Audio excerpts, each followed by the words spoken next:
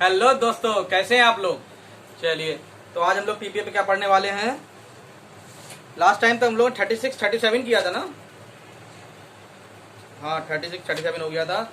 अब ये टीपीए का पार्ट बी स्टार्ट हो रहा है, मतलब चैप्टर 1 का पार्ट बी। नहीं क्या है ये देखना पड़ेगा। चैप्टर सेकंड का पार्ट बी। हाँ, ओके। चैप्टर सेकंड का पार्ट भी अब चालू हो गया है। तो आपने अगर इंट्रोडक्शन देखा हो तो उसमें क्या था। चैप्टर सेकंड के पार्ट बी में अब ये केवल इमूवेबल प्रॉपर्टी पे अप्लाई होगा। जितने भी पार्ट बी के प्रोविजन हैं 38 से लेके 53A तक, अब ये किस पे अप्लाई होंगे, सिर्फ इमूवेबल प्रॉपर्टी पे। ठीक है, तो ये ध्यान रखिएगा। देखिए, इसमें बहुत सारे सेक्शन हैं, लेकिन इम्पोर्टेंट क्या, केवल हमें यही पढ़ने हैं और क्वेश्चन भी इसी में से आते हैं। कौन कौन सा पढ़ना है हमें। 41 इसमें पढ़ेंगे, 43 पढ़ेंगे, उसके बाद 52 पढ़ेंगे, 53 पढ़ेंगे, 53A पढ़ेंगे। ठीक है, और आप भरोसा रखिए इससे बाहर से नहीं आएगा कोई। इसलिए नहीं कि जल्दी खत्म हो जाए इसलिए ये सब छोड़ रहा हूँ। ये सब इम्पोर्टेंट नहीं है, ओवर बर्डन डालना नहीं चाहता है, इसलिए छोड़ रहा हूँ। ठीक है, चलिए, तो 41 हम लोग देखेंगे, ऑस्टेंसिबल ऑनर। इसको हम डॉक्ट्राइन ऑफ होल्डिंग आउट भी बोलते हैं। अगर कभी आ जाए कि doctrine of holding out TPA में कहाँ दिया हुआ है तो घबराइएगा नहीं, टिक माराइएगा सेक्शन 41। ठीक है।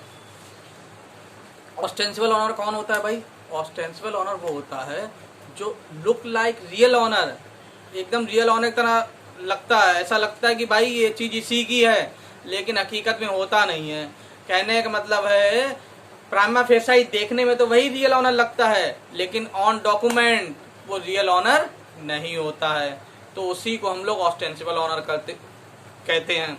अब दिक्कत ये आती है, अगर कोई आदमी, कोई सीधा आदमी है, वो उसको देख के ऐसा लगे कि भाई यही रियल ऑनर है, वो एक्चुअली में ऑस्टेंसिबल ऑनर था, उससे अगर कोई प्रॉपर्टी खरीद लेता है तो भाई उसका क्या होगा, उसे प्रॉपर्टी मिलेगी कि नहीं मिलेगी, ये इसी के बारे में बात करता है। ठीक है, सेक्शन 41।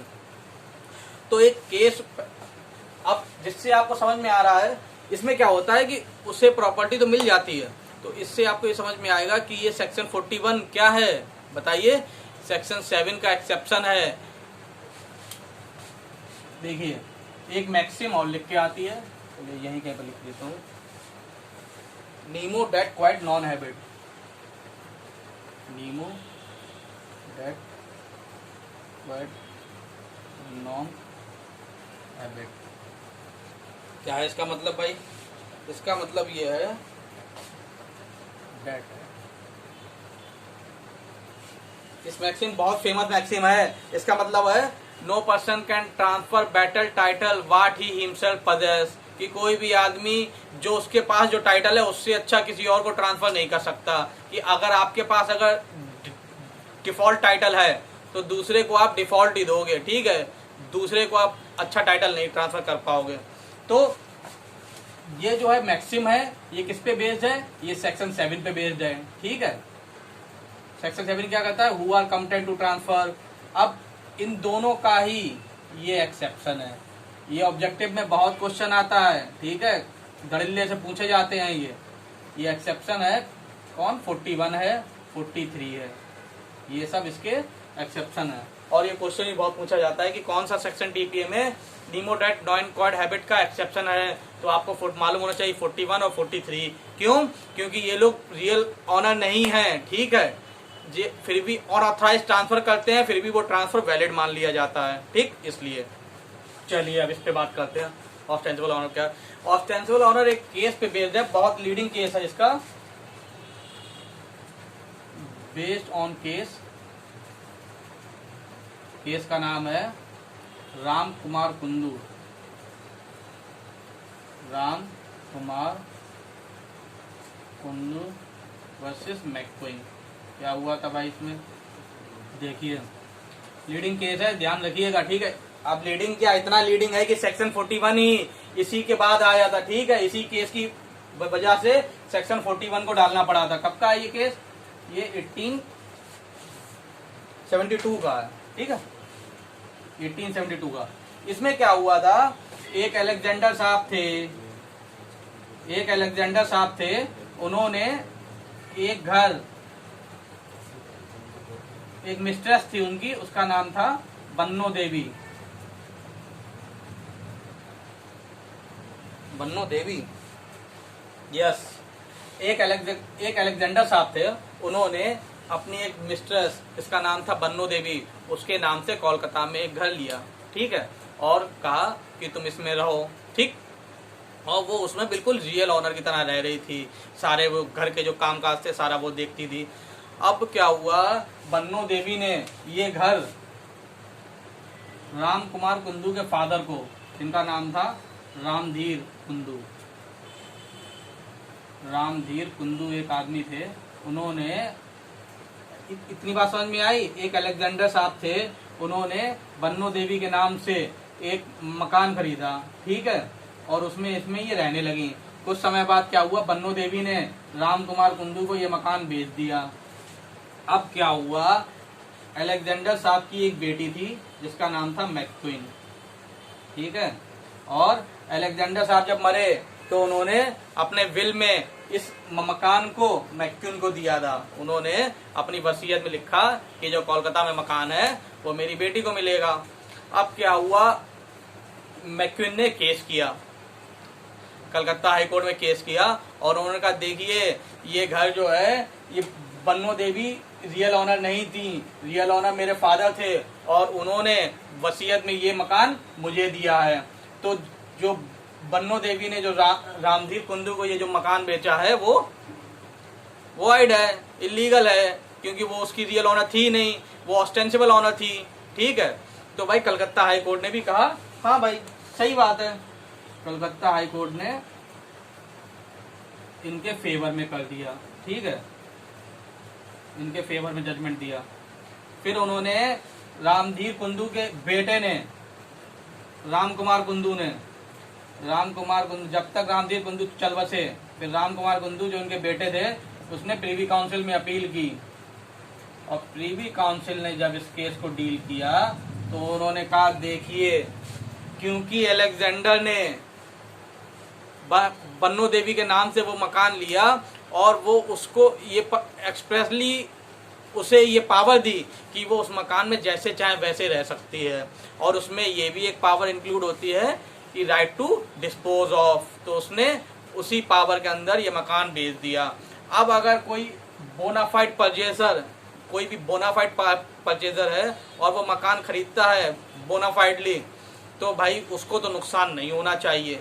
तो कोर्ट ने कहा कि भाई ट्रांसफर बाय ऑस्टेंसिबल ऑनर भी वैलिड होगा अगर ये कंडीशन फुलफिल होंगी, ठीक है। तो जब आप सेक्शन 43 पढ़ेंगे तब उसमें आप जानेंगे कि ये एजेंशियल्स हैं, अगर ये चारों एजेंशियल फुलफिल हो रहे हैं तो ostensible transfer by ostensible owner भी वैलिड माना जाएगा। कौन कौन सी कंडीशन है, transferor must be by ostensible owner, ठीक है, जो ट्रांसफरर है वो ऑस्टेंसिबल ऑनर है। He must be ostensible owner by the express और implied consent of the real owner, ठीक है। वो कैसे रह रहा है, वो ऑस्टेंसिबल ऑनर है कैसे, अरे भाई एक्सप्रेस और इम्प्लाइड कंसेंट है रियल ऑनर की, ठीक है। तीसरा, the transfer must be for consideration, ये जो ट्रांसफर जो बोनाफाइड परचेजर है, सॉरी जो और ऑस्टेंसिबल ऑनर है, वो किसी को मकान अगर दे रहा है ना तो वो कंसिडरेशन में ही दे, ठीक है। मान लीजिए अगर गिफ्ट कर रहा है तो ये नहीं माना जाएगा। अगर मान लीजिए बन्नो देवी रामधीर कुंदू को अगर गिफ्ट में ये मकान देती तो फिर मैक्विन जीत जाती, ठीक है, इसके पास ये मकान आ जाता, लेकिन उसने कंसिडरेशन में लिया है, पैसे दे के लिया है, ठीक है। भाई क्यों ऐसा है, क्योंकि इसलिए गिफ्ट में दिया होता तो भाई उसे जो ट्रांसफरी है उससे कोई लॉस थोड़े हो रहा होता, कोई लॉस हो रहा होता क्या, अरे भाई उसकी जेब से थोड़े कुछ गया। लेकिन अगर वो परचेज कर रहा है तो भाई उसने पैसे दिए हैं, कंसिडरेशन दिया है, तो उसे लॉस हो रहा है, इसलिए, ठीक है। तो गिफ्ट के केस में ये अप्लाई नहीं होता, ये भी जान लीजिए। फिर अब यहाँ पर लिखते हैं not apply in case of gift, ठीक है। चलिए चौथा क्या है, the transferee must take reasonable care and bona fide inquiry that the transferor had the authority और power to transfer the property must have acted in good faith, चौथी कंडीशन बहुत इंपॉर्टेंट है, अगर उसे पहले से ही पता होता कि ये बन्नो देवी रियल ऑनर नहीं है, फिर भी वो मकान खरीद लेता, तो कोर्ट कहती अब खुद ही तुम खाई में कूदना चाहते हो तो भाई कौन क्या करे। ठीक है, कहने का मतलब है ट्रांसफरी हमेशा बोनाफाइड परचेजर होना चाहिए। जैसे एक नॉर्मल आदमी इंक्वायरी करता है कि भाई ये इसमें बन्नो देवी इसी मकान में रह रही हैं और काफ़ी सालों से रह रही हैं, इन्हीं का मकान है ये, अब क्या पता था कि इनके नाम पे लिया गया, किसके नाम पे लिया गया, है कि नहीं। चलिए, इसके अलावा क्या है, एक केस और है जो यूपी में बहुत पूछा जाता है। ठीक है, केस का नाम है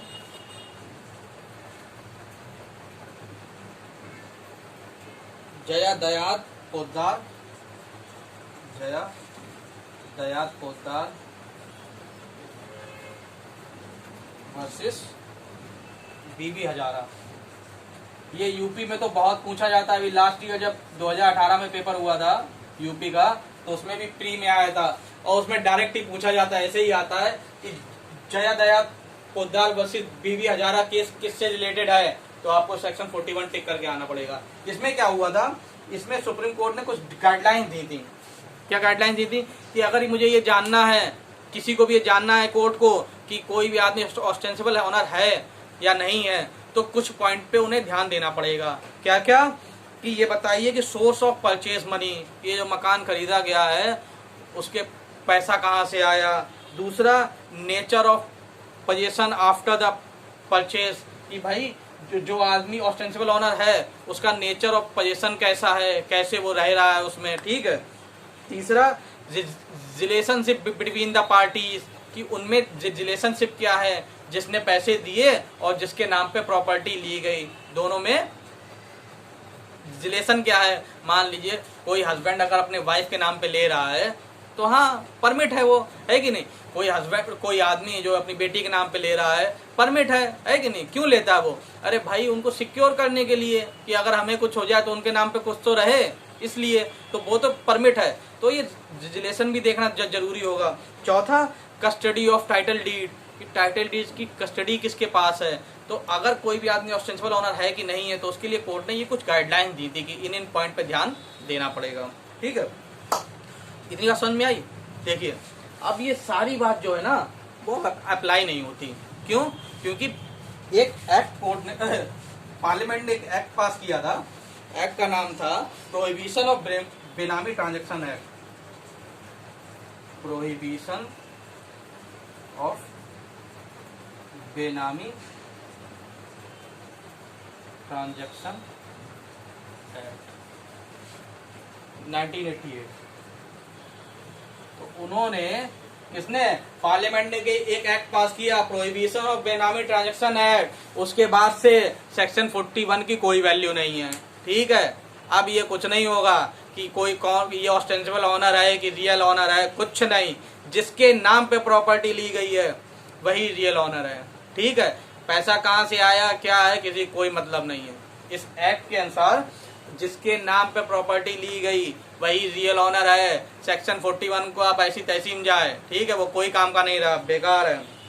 इसी में एक अमेंडमेंट हुआ था अभी, बेनामी ट्रांजैक्शन अमेंडमेंट एक्ट,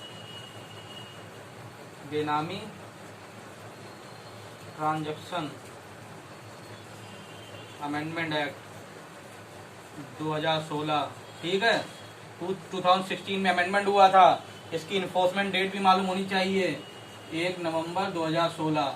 ये अभी लास्ट ईयर उत्तराखंड में पूछा गया था कि बेनामी ट्रांजैक्शन अमेंडमेंट एक्ट 2016 की इन्फोर्समेंट डेट क्या है, तो आपको ये भी मालूम होना चाहिए, 1 नवंबर 2016।